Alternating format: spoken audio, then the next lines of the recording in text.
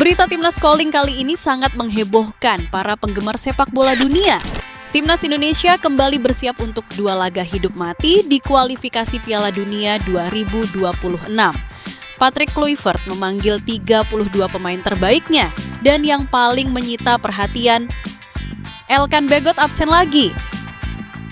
Sementara itu, Stefano Lillipali dan Asnawi Mangkualam justru comeback dan siap bantu Garuda tempur habis-habisan. Siapa saja yang dipanggil? Kenapa Elkan Bagot, bek muda andalan Indonesia, tidak ikut dipanggil ke timnas untuk kualifikasi Piala Dunia 2026? Ragnar Oratmangoen, salah satu pemain naturalisasi yang digadang-gadang jadi senjata utama timnas Indonesia, kini harus absen di momen krusial. Laga melawan Cina dan Jepang, 2 pertandingan penentu nasib Garuda di kualifikasi Piala Dunia 2026 terpaksa dijalani tanpa kehadirannya.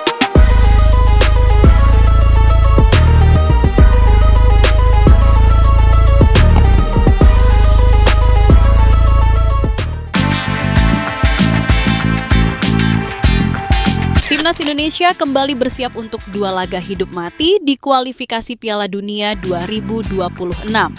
Patrick Kluivert memanggil 32 pemain terbaiknya dan yang paling menyita perhatian, Elkan Bagot absen lagi. Sementara itu, Stefano Lillipali dan Asnawi Mangkualam justru comeback dan siap bantu Garuda tempur habis-habisan. Siapa saja yang dipanggil? Seperti apa taktik yang bakal diterapkan Kluivert? Dan seberapa besar peluang kita lolos ke Piala Dunia? Yuk, kita bahas tuntas di video ini.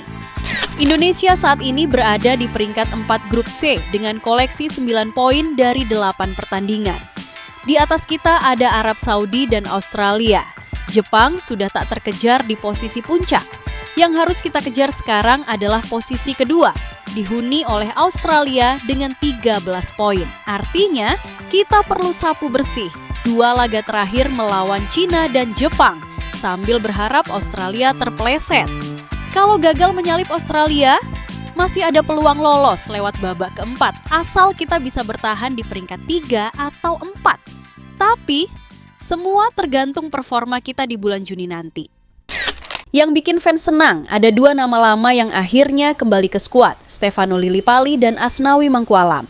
Lillipali, gelandang serang kreatif berusia 35 tahun, terakhir kali bermain untuk timnas di laga uji coba lawan Turkmenistan tahun lalu. Tapi penampilannya di Liga 1 musim ini konsisten, umpan-umpannya tajam, visi bermainnya belum luntur.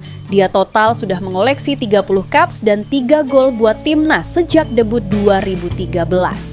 Pengalamannya jelas bisa jadi pembeda, terutama kalau kita butuh perubahan cepat saat buntu di lini serang. Lalu ada Asnawi. Pemain serba bisa di sektor kanan ini sempat tak dipanggil saat Kluivert debut lawan Australia dan Bahrain.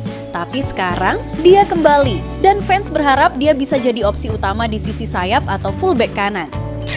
Yang justru jadi sorotan negatif adalah ketiadaan Elkan Bagot. Bek jangkung berusia 22 tahun ini kembali tidak masuk dalam daftar panggilan. Padahal sebelumnya sempat beredar kabar bahwa Elkan berada di Bali. Fans berspekulasi dia akan ikut TC, tapi kenyataannya tidak. Elkan terakhir kali membela timnas saat Piala Asia 2023. Setelah itu, dia disebut masih ingin fokus bersama klubnya di Inggris. Secara kualitas, Elkan masih dibutuhkan. Tinggi besar, duel udara kuat, dan sudah terbiasa dengan tekanan laga besar. Tapi keputusan tetap di tangan pelatih. Dan tampaknya ada pertimbangan tersendiri yang belum diumumkan ke publik. Berikut daftar lengkap 32 pemain timnas Indonesia yang dipanggil untuk menghadapi Cina dan Jepang beserta gambaran singkat kualitas mereka. Di bagian kiper ada 1. Maarten Paes, bermain di Liga Eropa, punya postur besar dan distribusi bola yang baik. 2. Emil Audero, kiper Serie A, berpengalaman dan tenang membaca arah bola. 3. Hernando Ari, refleks cepat, sering tampil tenang di bawah tekanan. Cocok untuk situasi one-on-one. Keempat, Nadeo Argawinata, pemain senior dengan penyelamatan penting di beberapa laga krusial. Reza Arya, kiper muda berbakat dengan kemampuan shot stopping bagus. Di bagian bek tengah ada 6. Justin Hubner, bek kuat dengan positioning bagus dan duel udara yang dominan. 7. Mees Hilgers bermain di Belanda, cerdas membaca permainan dan piawai dalam build-up. 8. Jay Itzes, bek andalan tim, punya kontrol bola baik dan sering jadi pemimpin di lini belakang. 9. Jordi Amat, berpengalaman, pandai mengatur tempo pertahanan dan memberikan arahan. 10. Rizky Ridho, bek lokal, terbaik saat ini, punya keberanian dalam duel dan solid secara taktik. Di bagian gelandang tengah, 11. Tom Hay, visi luar biasa, jago mengatur ritme permainan dan akurat dalam passing. 12. Ricky Kambuaya, bertenaga dan agresif, sering masuk kotak penalti dari lini kedua. 13. Marcelino Ferdinand, gelandang muda kreatif, cepat dan punya tendangan akurat. 14. Ivar Jenner, disiplin, cerdas bertahan, dan bisa memotong serangan lawan dengan baik. 15. Joey Pelupesi, gelandang bertahan tangguh dengan distribusi bola stabil. 16. Nathan Cho Aon, serbaguna di lini tengah dan belakang, punya teknik dan keseimbangan. Di sektor sayap kanan dan bek kanan, 17. Yakob Sayuri, cepat dan eksplosif, sering melakukan tusukan dari sisi kanan. 18. Kevin Dix, bek kanan kuat dengan kemampuan bertahan dan menyerang seimbang. 19.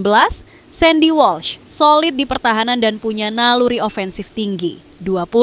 Eliano Reinders, cepat dan punya kemampuan crossing yang akurat. 21. Asnawi Mangkualam, tangguh, lincah, dan punya leadership di lapangan. Di sektor sayap kiri dan bek kiri, 22. Shane Patinama, bek kiri modern, agresif, dan teknikal. 23. Yance Sayuri, kuat dalam penetrasi sisi kiri dan punya kecepatan tinggi. 24. Pratama Arhan, jago lemparan jauh, disiplin bertahan. 25. Calvin Verdonk, bermain di Belanda, bek kiri tangguh dengan akurasi passing tinggi. 26. Dean James, solid secara fisik dan taktis, sering bantu serangan balik. Di sektor penyerang, 27. Septian Bagaskara, finisher lokal yang agresif dan punya insting gol. 28. Ramadan Sananta, penyerang muda haus gol, kuat dalam duel. 29. Stefano Lillipali, kreator serangan, pengumpan ulung bisa cetak gol. 30. Ole Romeni, lincah dan cerdik mencari ruang, penyelesaian akhir bagus. 31. Rafael Struijk, cepat dan rajin menekan, cocok untuk skema pressing tinggi. 32. Egy Maulana Fikri, skillful, cepat dan bisa menciptakan peluang dari ruang sempit. Laga melawan Cina dan Jepang jelas bukan hal mudah, tapi dengan materi pemain yang semakin lengkap dan pengalaman internasional yang makin banyak, Indonesia punya kans untuk mencuri poin penting. Yang terpenting sekarang adalah kekompakan tim, disiplin taktik, dan mentalitas. Kita nggak bisa lagi main setengah hati. Ini saatnya bermain mati-matian demi mimpi tampil di Piala Dunia. Dengan kombinasi pemain muda dan senior, serta racikan baru dari pelatih sekelas Patrick Kluivert, Timnas Indonesia punya harapan besar di depan mata. Tapi, semua butuh dukungan kita. Dari stadion, layar kaca, dan media sosial, kita semua punya peran untuk terus dukung Garuda. Menurut kalian, siapa pemain yang paling penting di dua laga ini? Tulis di kolom komentar ya. Halo football lovers, kembali lagi di channel Timnas Calling, tempatnya informasi terbaru seputar sepak bola Indonesia. Hari ini kita akan bahas kabar panas yang bikin banyak fans Garuda bertanya-tanya, kenapa Elkan Baggett, bek muda andalan Indonesia, tidak ikut dipanggil ke Timnas untuk kualifikasi Piala Dunia 2026? Padahal, dia sempat dikabarkan ada di Bali, lokasi pemusatan latihan Timnas Indonesia.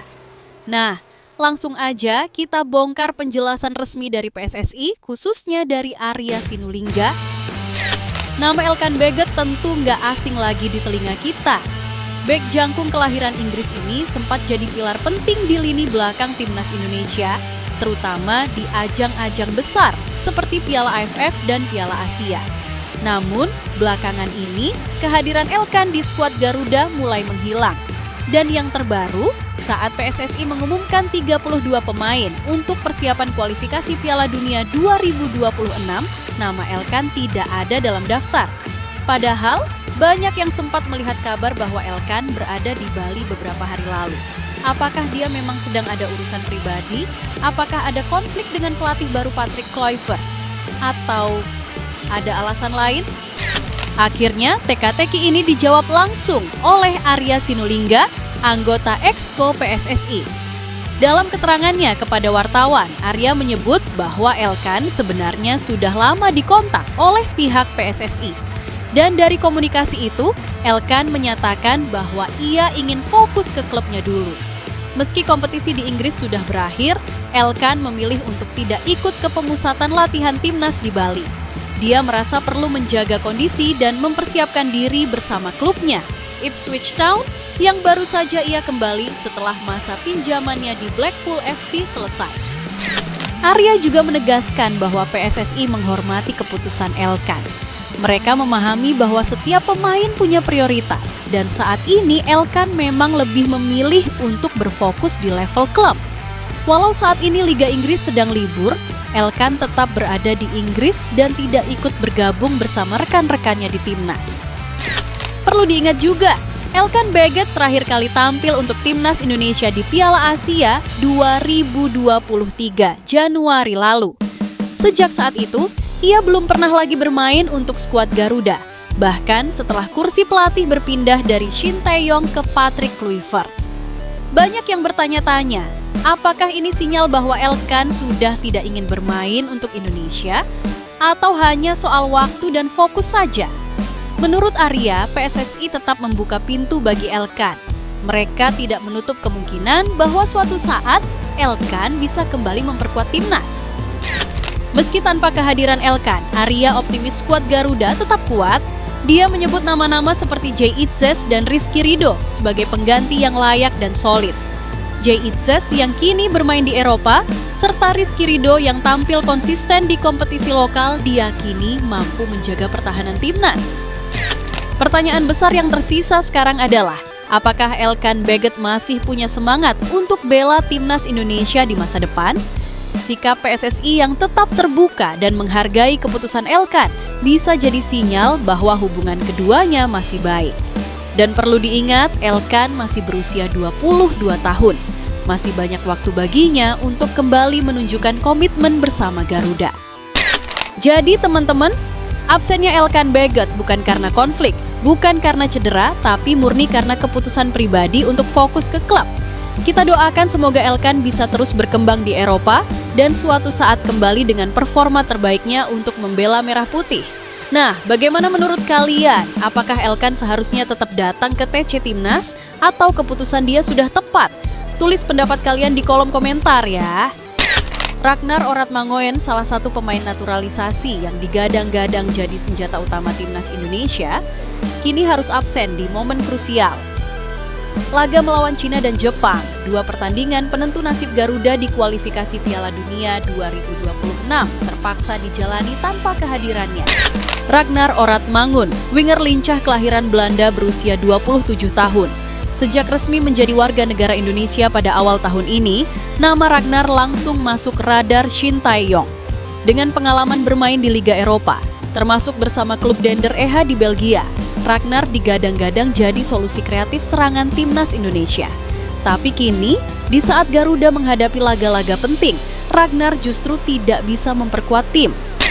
Melalui anggota Exco PSSI, Arya Sinulinga, PSSI akhirnya buka suara soal absennya Ragnar. Dalam pernyataannya, Arya menyampaikan bahwa Ragnar memang tidak dipanggil ke timnas karena sedang sakit dan masih menjalani proses pemulihan. Ragnar menyampaikan kepada kami bahwa ia sedang sakit dan harus menjalani proses penyembuhan. Arya Sinulinga, Exco PSSI. Arya juga menegaskan bahwa PSSI sangat menghargai kesehatan para pemain. Karena itu, mereka mendukung Ragnar untuk fokus pada pemulihan dulu sebelum kembali ke lapangan. Ragnar ternyata sudah absen dari pertandingan klub selama 2 bulan.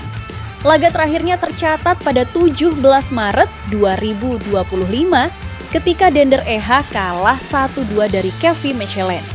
Saat itu, ia hanya bermain selama 29 menit. Setelah laga itu, Ragnar tak pernah terlihat lagi di lapangan. Cedera yang dialaminya membuatnya harus menepi.